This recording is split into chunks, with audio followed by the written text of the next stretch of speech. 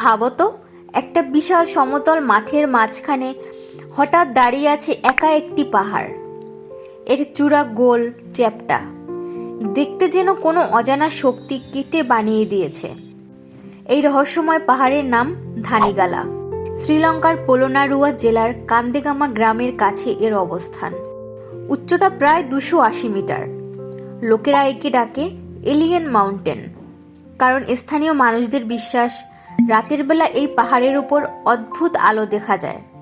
কখনো আকাশে ভাসতে থাকে গোল আকৃতির বস্তু, আর চারপাশে ছড়িয়ে পড়ে অচেনা শব্দ।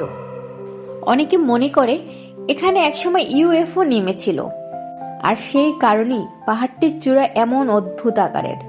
কিন্তু বিজ্ঞানীরা বলেন ধানিগালা আসলে একটি ইনসেলবার্গ, প্রাকৃতিকভাবে তৈরি এক বিশেষ পাহাড়।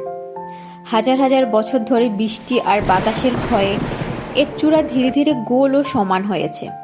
তবুও প্রশ্ন থেকে যায়, এই আলো আর অচেনা ঘটনার ব্যাখ্যা কি?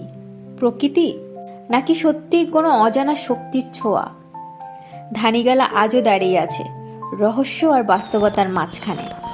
পৃথিবীতে এমন অনেক জায়গা আছে যেখানে বাস্তব আর কল্পনার সীমা মিলেমিশে যায়। ধানিগালা পাহাড় আমাদের শেখায় সব রহস্যের উত্তর সবসময় সহজ নয়।